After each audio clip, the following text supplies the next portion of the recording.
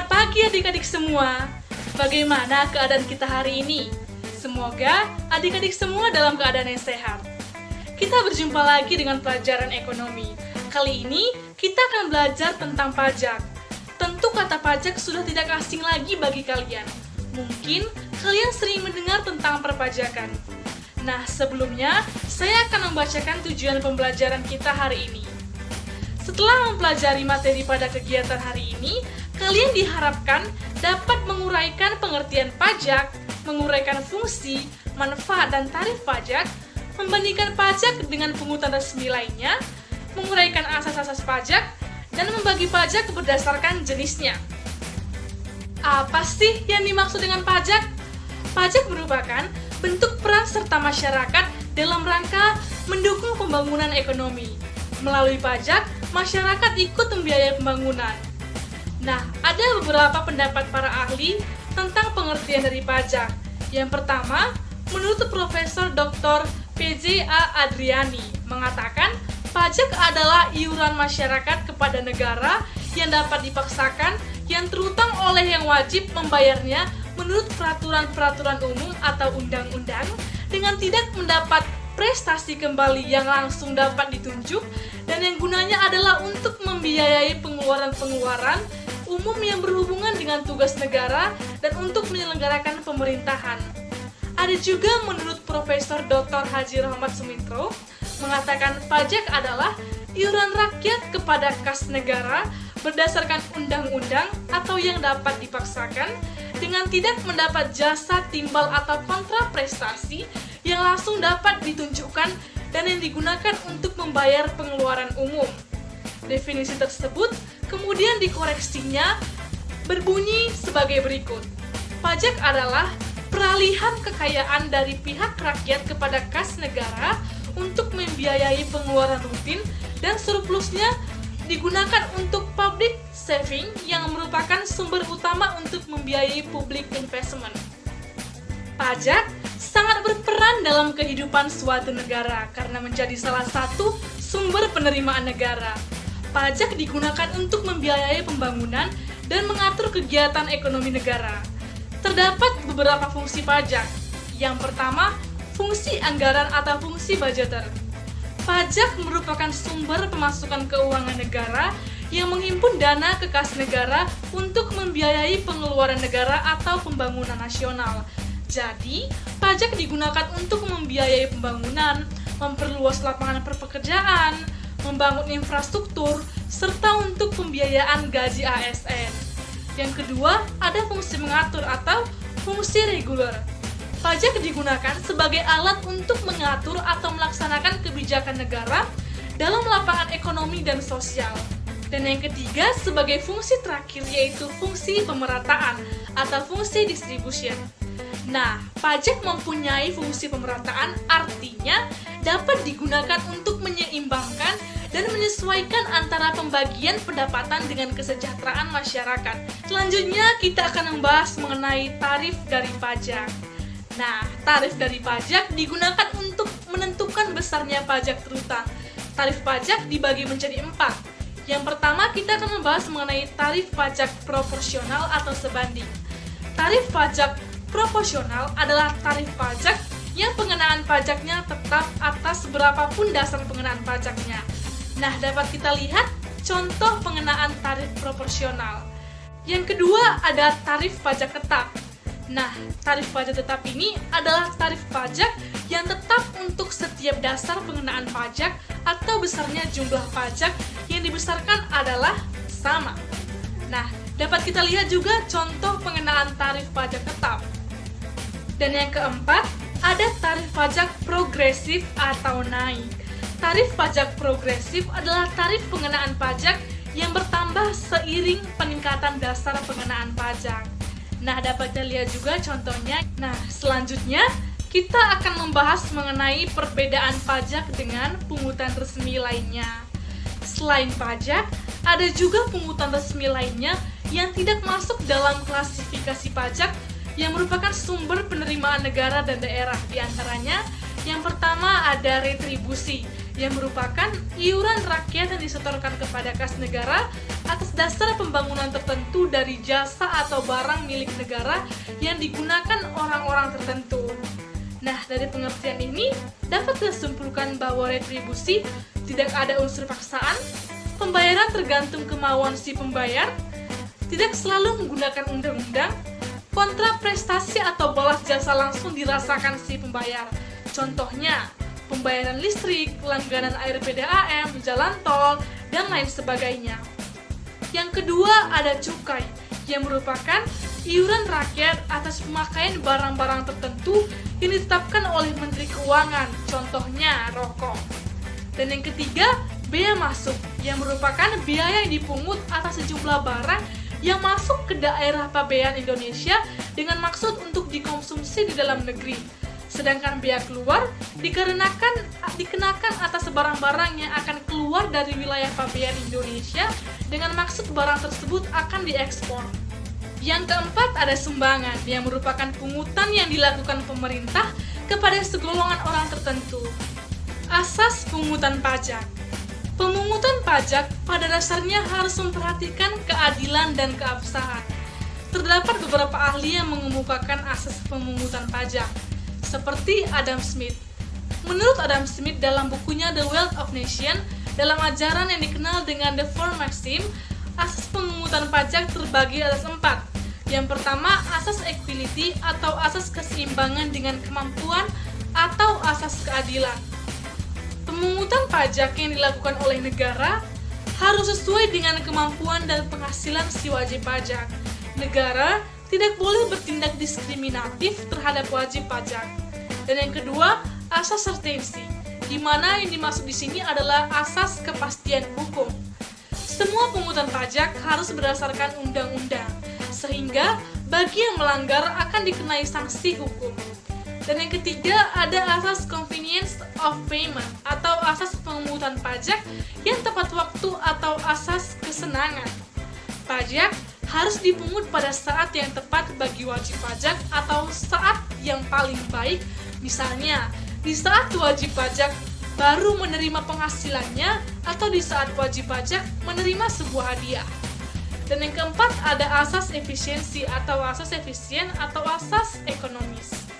Biaya pemungutan pajak diusahakan sehemat mungkin, jangan sampai terjadi biaya pemungutan pajak lebih besar dari hasil pemungutan pajak. Selanjutnya kita akan membahas mengenai jenis-jenis pajak. Pajak di Indonesia dapat digolongkan berdasarkan, yang pertama, berdasarkan sifatnya. Pajak digolongkan menjadi 2 macam, yaitu pajak langsung dan pajak tidak langsung. Pajak langsung adalah pajak yang harus dipikul sendiri oleh wajib pajak dan tidak dapat dilimpahkan kepada orang lain. Contohnya, pajak penghasilan, pajak bumi bangunan, dan pajak kendaraan bermotor. Dan yang kedua, ada pajak tidak langsung, yaitu pajak yang harus dibayar oleh pihak tertentu dan dapat dilimpahkan seluruhnya atau sebagian kepada pihak lain. Contohnya, pajak penjualan, pajak pertambahan nilai atau PPN, dan pajak atas biaya impor. Dan yang kedua, ada pajak berdasarkan sasarannya atau objeknya, yang digolongkan menjadi yang pertama, pajak subjektif, yaitu pajak yang pemungutannya berdasarkan subjeknya atau orangnya dengan memperhatikan keadaan diri wajib pajak. Contohnya, pajak penghasilan, pajak kekayaan. Dan yang kedua, ada pajak objektif, yaitu pajak yang pemungutannya berdasarkan objeknya tanpa memperhatikan keadaan diri wajib pajak. Contohnya, pajak bumi dan bangunan, pajak pertambahan nilai, nilai penjualan atas barang mewah. Dan yang ketiga, berdasarkan siapa yang memungut. Pajak digolongkan menjadi pertama, pajak pusat, yaitu pajak yang dipungut oleh pemerintah pusat melalui aparatnya, yaitu Dirjen Pajak, Kantor Inspeksi Pajak, Dirjen Bea Cukai, dan contoh pajak penghasilan, pajak penjualan barang mewah, pajak bumi dan bangunan. Dan yang kedua, ada pajak daerah, yaitu pajak yang dipungut oleh pemerintah daerah, baik oleh pemerintah provinsi maupun pemerintah kota atau kabupaten. Contohnya, pajak kendaraan bermotor, pajak hotel dan restoran, pajak reklame, dan pajak-pajak lainnya. Oke, mohon perhatiannya anak-anak. kita telah mempelajari tentang pengertian pajak, fungsi pajak, manfaat pajak, tarif pajak, asas-asas pajak, jenis-jenis pajak, hingga perbedaan pajak dengan pungutan resmi lainnya. Anak-anak, apakah ada yang ingin ditanyakan? Oke, Nisa telah tunjuk tangan nih dari kolom chat. Disilakan Nisa untuk menyampaikan pertanyaannya. Perkenalkan, nama saya Nisa Angelia Putri. Saya ingin bertanya, wajib pajak yang tidak membayar pajak akan dikenakan sanksi tertentu.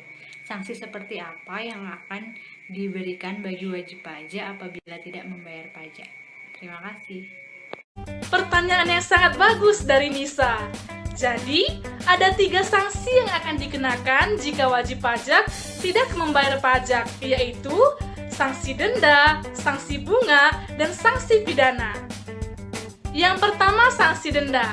Nah, sanksi denda akan dikenakan kepada pihak wajib pajak yang melanggar kewajiban pelaporan pajak terlambat ataupun tidak melaporkannya sama sekali. Besarnya denda yang dikenakan adalah bervariasi tergantung dengan peraturan undang-undang yang berlaku. Yang kedua, ada sanksi bunga.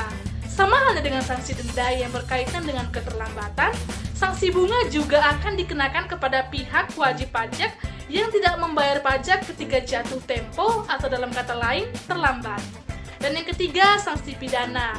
Sanksi pidana ini akan dikenakan kepada pihak wajib pajak yang sudah melakukan pelanggaran berkali-kali dan pelanggaran yang sangat berat sehingga cenderung merugikan flow pendapatan negara secara sengaja. Sanksi pidananya pun berbeda-beda tergantung tingkat pelanggaran yang dilakukan oleh wajib pajak. Oke, sudah jelas ya, Nisa? Baik. Apa masih ada lagi yang ingin bertanya? Ya, silahkan Siska.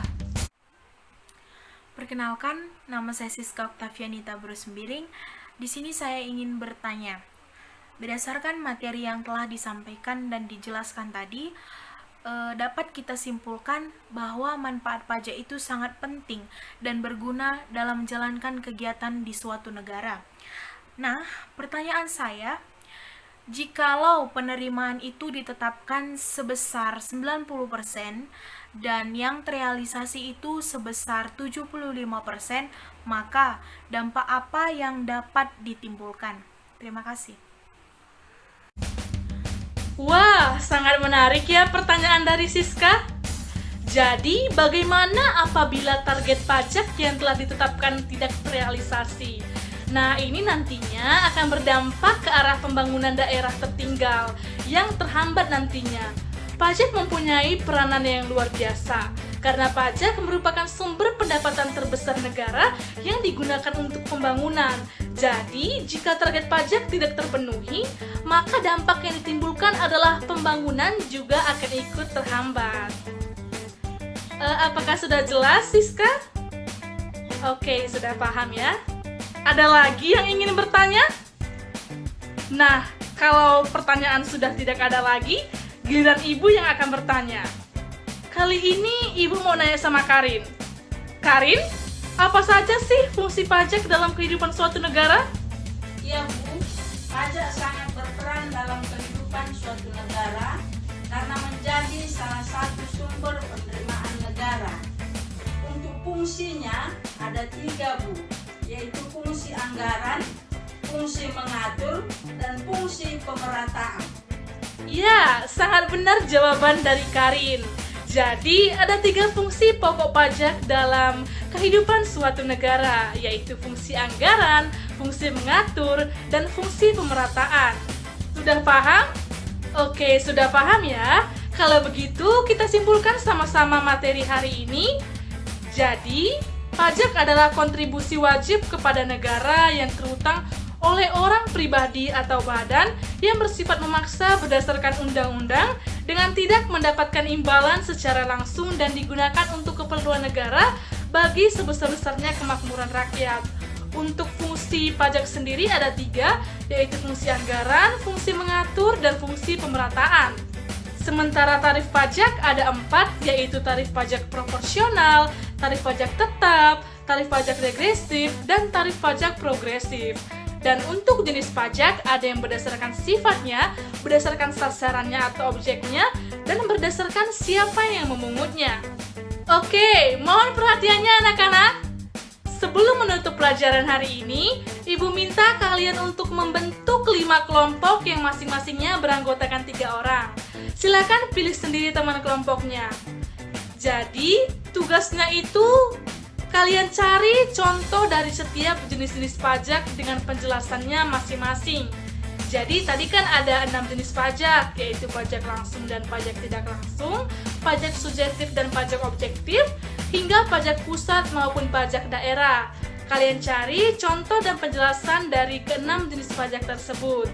Kemudian, kumpulkan tugas kelompok ini minggu depan dan jangan lupa persiapkan diri kalian untuk mempresentasikan tugas tersebut, serta jangan lupa juga kalian belajar terlebih dahulu tentang pajak penghasilan pasal 21.